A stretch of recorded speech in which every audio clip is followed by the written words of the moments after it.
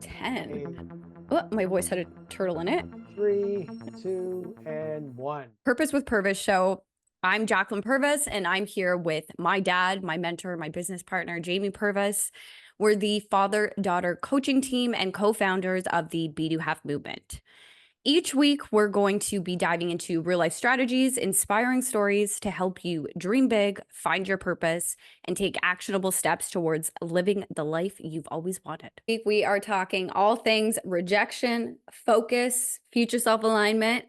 We're getting right into it today with story time. We're talking about some of the stuff we went through, again, to help you with some of the stuff you might be going through. A little bit of context for what was going on with us. And you know the date here, Jamie. So we were about to be launching a masterclass. And for anyone that doesn't have an online business, what's really important when you're launching a masterclass is a couple things, and that is your email list and your social media contacts, because these are who you're sharing it with, especially when you have an online business. When you're launching a masterclass or something, anything of the sorts online, you're prepping all of this stuff well into advance. So there's a lot of pre-work that goes into what people see publicly. So we're prepared to share all of this lovely information with our incredible community of people. And a lot of that community comes through Jamie's circle with realtors that you've previously connected with, other business owners you've previously connected with. I definitely have some, but we had a large component of that based on Jamie's side of things.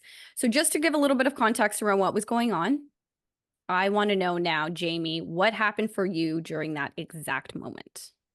June 16th, about 2:30 in the afternoon. I think that pretty much nails the time. My Facebook account and Instagram account were hacked.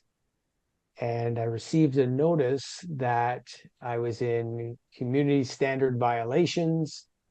I received 3 of those messages, and then it was gone. I lost access. I was suspended by Meta, and we had no direct access to my network. And it was a combination of 6,500 people.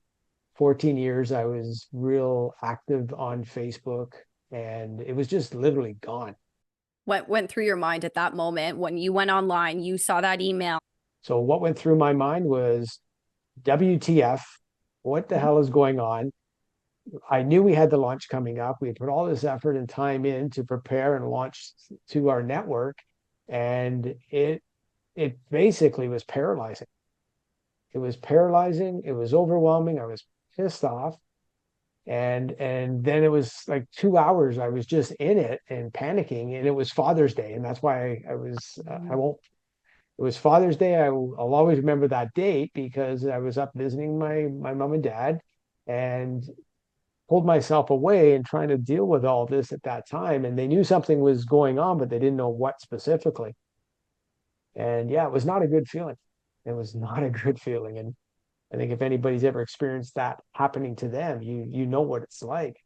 And it literally was paralyzing. And then I remember thinking, I was really upset. And then I remember just thinking, breathe. And this is happening for you. It's something I always say, and it's much easier to say than to experience.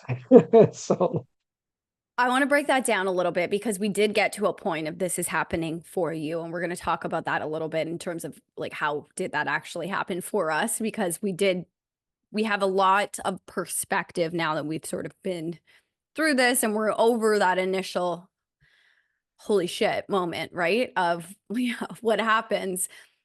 So I know it probably took you because you go into research mode, right? When something like this happens, anyone who had their accounts hacked. So just for a little bit more perspective on this, what seems to happen is Jamie had boosted an ad through Instagram. Yes, boosted through Instagram. Now Instagram and Facebook are connected, and it seems to be, for whatever reason, when you boosted that, someone also hacked in at that point to his Instagram and also hacked into his Facebook, and they did something that did violate those terms. So any appeal, the second we got suspended, which was great because it's not like they took over your accounts and were contacting people, that can happen a ton, but they did get in there so that the second you were suspended, it was shut down, but that meant we couldn't appeal anything because the email it was getting appealed to was to the hacker. So we were completely like, we've looked into this every single direction since then. And now we are at an acceptance point and let's move forward. So that first week when this did happen, how did that feel? Because I know when I was speaking to Jamie, just to give a little, a little outside perspective on that, I know you weren't necessarily focused on anything else, nor could you necessarily hear me talking about anything else during that first week of this happening. I got into that research mode now. It's like, okay, this happened. So I know I was able to release the fact that happened. I couldn't change that moment. So then it was, okay, how do we remedy the situation? So it's like that triage, right? Like it comes in and, okay, how do I deal with this to bring it back? And that became the focus. So knowing that it had happened, I was still feeling disturbed by it. But that first 2 hours was bad. I was at a level 10 and just extremely upset. And then probably came down to level 4 where, okay, it's there, it's happening, still upset, but I'm going to fix it. So I go into that fix it mode. And then we realized that after we both did a ton of research that this is a common problem and it happens often. And everything I was reading was good luck, you're done. Because email meta and nobody gets back. So there were lessons in this, and that's having an account. We definitely recommend to everybody. I learned this. I tell everybody now. Make sure you have a secondary person set up as an admin for your account, whether it's personal or business, because then that person has access. Because I did not have that for my personal account, and you can also download all your activity on a regular basis from your account. Double authentication, is that what it's called on those apps? Make sure that's on everything. That's definitely something we made sure was in place afterwards. And again, downloading all of that information, that is something you can do on these platforms. And just before we get into like the pros and cons that we experienced through this lovely moment in time that happened, is our reaction to this situation. We can laugh about it now. We also almost know how each other are going to react to situations like this. I'm going to introduce something called the DISC personality styles. I'm going to let Jamie go into a quick tidbit of each DISC style. I am a CS or SC. What am I, Jamie? Yeah, you're a CS. CS. And Jamie is a ID. So tell us what that means. DISC is an assessment tool. There's no right or wrong personality. We're perfect the way we are. And we have all 4 personalities. However, we're going to have a natural behavioral style, a natural personality that shows up, especially under pressure. What does a D mean? What does an I mean? S and a C? D is dominant, I is influencing, S is steadiness, C is compliance. If someone has never heard this before, what I guess do you need to know about each of those personalities? They all have strengths and they all have weaknesses compared to other personality types.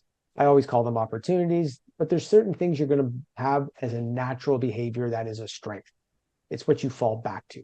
So as an example for a high C, Jacklyn's very analytical, very process-based. She likes to have systems. S's also like systems. They like process. S's like to be part of a team, a community. D's tend to be very independent and they can live on their own. I's need people. They're influencing type personalities. They're people. They need people around them for energy. In this situation, like my immediate reaction was, I'm in it. I figure this out. And it comes through me and it's very overwhelming for a C personality who doesn't respond or react the same way. We react differently. We call it our self-discovery quiz for anyone that hasn't done this before. It's fabulous to know not just to do it once, but to understand how to truly interpret your results. And it comes with a really nice report as well. So you can really fundamentally understand the information and how to apply that to your life. And it's something that comes up with this story and like specifically because Jamie is a very high I, which means he's a people person. And his second characteristic there is that D, which can be very dominant. And I do find in stressful situations, you tend to respond with your high D personality. And in happy situations, you tend to be a very high I. That's just my personal, how I see you in those situations, I guess. And I find in stressful situations, my immediate reaction, like I cannot panic. I cannot be around someone that's panicking. My immediate reaction in those situations is calm down and figure it out. Like we're moving on. We're not panicking about this. We're going to figure it out. Like I just go into like fix it mode in a way. So I know that Jamie is spiraling at this point, essentially. He had a little week of spiraling, and then we did get some big takeaways that came out of this. Obvious cons, of course, is you lost how many connections? 6,500 or so? Just about 6,500. Yep, just over 6,500 connections. And this was built over 14 years. And I do think it's important to understand that it's a lot of these were actual relationships. Like you weren't, not to say that there's anything wrong with people that are influencers building relationships with strangers, but these were people that you actually worked with, like had solid formed connections. It's what we used to start the business, right? We used our network, we used our influence, and to have that literally stripped because it was just felt like it was gone. One of the blessings was we did have a CRM, so we did have a database Yes. that was offline. And that's a lesson that I highly recommend because now everything we do on social is ultimately to get it offline because then you own your data. And it doesn't matter what platform you're on, you're at the mercy of that platform. So if anything changes, it's when it's gone, it's gone. And so that was another blessing that came out of this, understanding how important that was because we need to own that data. Don't have an email list. That is all that matters. You don't own anything that's on any single platform. So that was a huge, we already knew that, but definitely something to keep top of mind for every single human being, I think, across the board is you don't own anything on anyone else's platform. So that was a huge, definitely aha reminder coming out of this. What would you say are some of the unexpected positive outcomes that have happened since you lost everything and got shut down on both platforms? I don't have this attachment to be going on and posting and looking what other people do and scrolling, and you get into that comparison syndrome. I don't, it's released, and I have zero desire to go back to it. And what it's done is it's allowed me to shift our focus into what I'm doing now is focusing on LinkedIn and seeing the opportunity of that platform being a business, connecting with business people, business owners, realtors from a business perspective and not as much socially. So I'm already seeing business opportunities that are growing through relationships I'm building now on a different platform. And I didn't see that conversion. I know there was always eyeballs. I'd always have people say, "Oh, I see what you're doing," and but I didn't see the direct conversion that I'm seeing only after a couple months with focus on a different platform. So it's caused an awareness that I didn't have going into this. I heard you say from this, it's coming from focus. Like, I think any platform has the intention to suck up our time if we're not using it intentionally, number one. So, what I heard from what you just shared there is that it truly allowed you to get focused on a platform that was connected to you and was serving you. Clarity that I received from that is let's do that from a brand perspective. So, our Be Do Have Movement Facebook page is there, of course, and our Be Do Have Movement Instagram page is there. So, thinking of we've all heard rejection is redirection. And I think that's what really came out of this for me, this experience going through this. In a way, we were rejected from those two platforms. We were pushed off, and that is where a heavy amount of our audience was. So, what came out of that was almost a release around what was being posted, and not so much in a sense of like, I don't care about it, but I'm not overthinking it. And I previously found when it came to creating content that was being published on Jamie's ends of those platforms, for some reason I always was coming from a place that I was overthinking it and perfecting it. And for whatever reason, since they were wiped, it somehow switched something in my brain that I was able to release the attachment to the outcome. Like I'm creating content to serve, inspire other people, and help other people, as well as sharing our offerings and how we can assist people along that journey. But I no longer had an attachment to the outcome with it. And it just created like I'm enjoying it. I'm enjoying creating content from that. And most importantly, I would say the biggest win that we had through this experience was we started to think, how can we create content in a way that works for us and that we enjoy doing? And I highly encourage everyone to think about that for yourselves. If you're not liking something, how can you start to think about what brings you true joy and how you can do it in a different way? So what came out of that is this podcast, the Purpose with Purvis show. Like, we were never doing this before. And along the journey, like, that was another huge pro that came out of what was initially a big con. He said, I like to model what I'm doing for other people, so I learn at the same time. And if I can help somebody along the way by sharing an experience, positive or negative, and help everyone get to where they want to go faster, I think that's what mentorship and coaching is. That's what it's been for me in my life. Surround myself with people that are living the life I want, and it helps me get there faster and collapses time. So I have no problem sharing my positive wins and my negative, because I know there's lessons in both. I see how you adapted as well going through this. From my perspective, I sense this release, because maybe it's a separate identity. Yeah, it was really interesting. Again, like those initial cons that came up and then what it evolved to. So thinking of that too, is it helped us after that immediate hit again, it did help us think, okay, based on our future selves, based on our brand and where we see this going, how can we build in a way that feels aligned with us?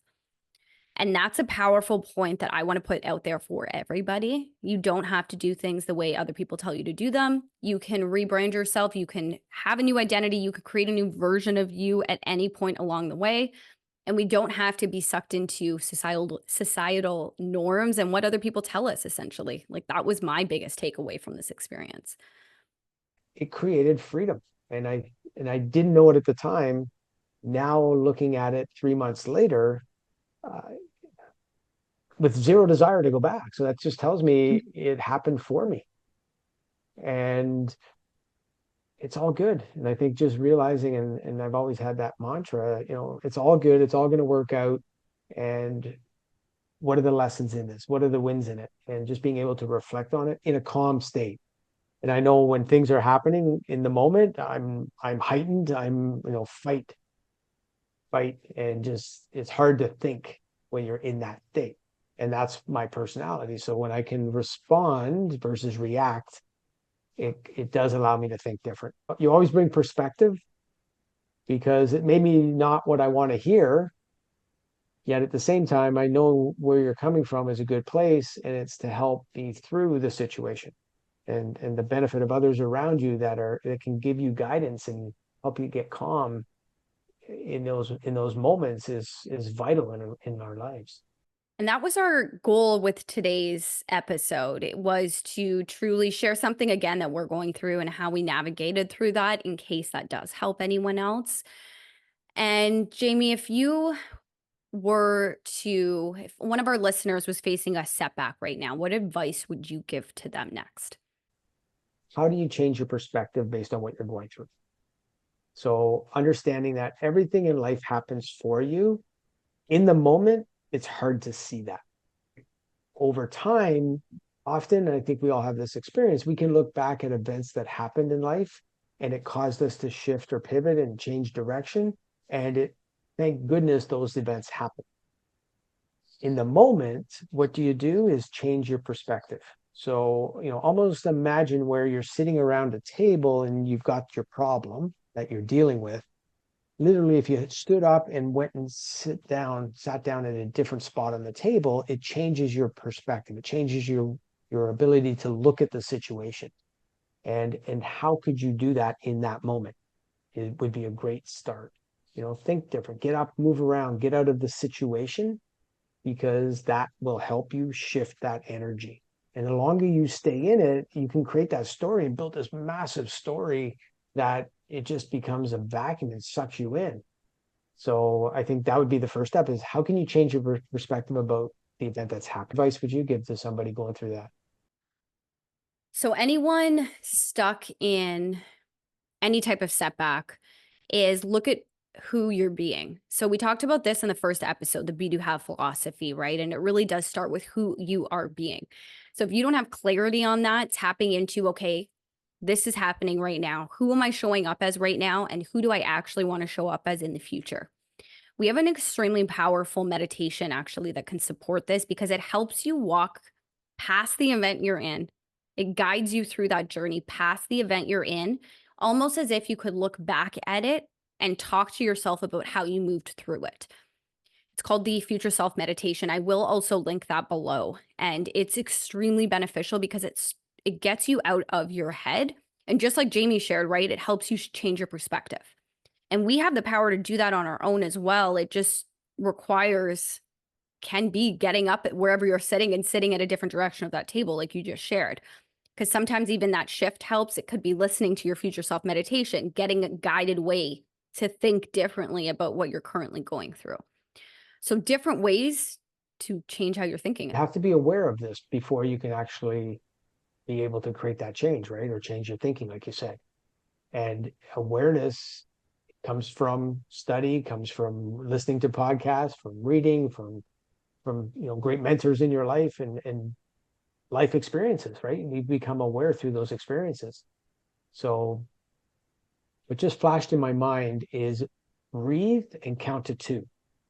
So I remember a mentor years ago, when you're dealing with something that's stressful, before you comment, before you think or say anything, take a breath and count to 2 in your mind.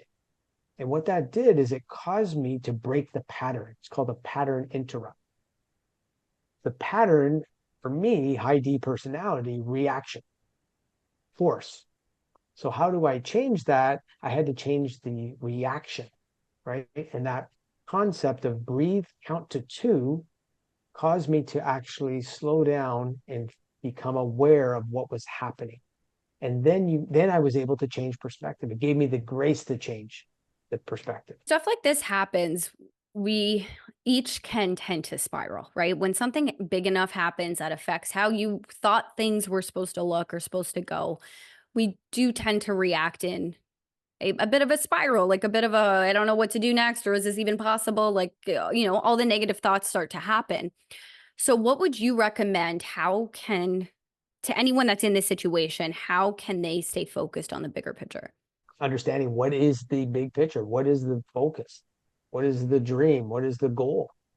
And if you don't have that clarity, then we're just stuck in this loop, right? You're just living this experience. If you know where you're going, being aware of that, taking a step back, then you can refocus and maybe pivot the direction, but you're still going to get to ultimately your end goal. But if you don't have an end goal, where are you going, right? That's I think one of the first things that comes to mind. And again, the airplane analogy, right? An airplane leaves Toronto, is going to LA or San Diego.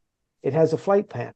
It has a directional plan to get there. And the wind will take it off course, and weather, and sometimes it flies over or below a certain altitude because of the turbulence. But it's still going to get there, so it's going to get there by following its ultimate flight path. So having a destination, having a big vision, having a goal is going to really be a reason to help you stay focused on getting through these events when they happen. And we're human beings. Like, life happens, and you're going to get caught in it. You're going to get emotional, right? And that's just part of it. I think the point is, how long do you want to stay in that space? I think we all know people that have been living a story for years, and they're stuck in that story. So becoming aware of that is the first step. Comes down to staying clear on that big picture goal that you're working towards. Something that I learned in the NLP world was called chunking up or chunking down. I like to call it zooming out or zooming in. You need to get more integrated with something that's happening. You want to zoom in on the specific details. Now, when something bad is happening and you feel like you're spiraling, you're too zoomed in on how this is affecting every single component of your life now, and you're spiraling, the best thing to do is to start to zoom out. Look at the bigger picture. I think that's actually where my brain goes in crisis mode, is immediately zoomed out, like real quick. Like, I'm no longer in it. I'm out here and I'm looking at the big picture as big as possible. So just asking yourself, how can I go back on this? What actually matters in the first place? If this isn't going to affect you in 5 years, then stop spending so much time worrying about it. Like, we've all heard that before, but starting to really put that into practice for yourself, noticing when you are spiraling and noticing how you can bring yourself out of that, again, in whatever way works for you. Our main goal is to provide concepts and ideas so you can find what sticks. Your final thought when it came to turning this social media challenge into an opportunity? So I had to create a new plan. I had to let go of the previous plan and then look for this opportunity. What could be possible in this new direction? And then I went down an education road. That's why I have no energy to go back to what wasn't serving me. It literally, now I can see that it wasn't serving me. Going through something, to any of our listeners, always know that you can consider, how is this happening for me and not to me? And always remember, when life gives you lemons, you can make lemonade. Thank you, everyone, for tuning in with us this week. As always, please subscribe to get first episodes first. We would love if you could give us a like, comment below with what stood out for you, and we will talk to you soon.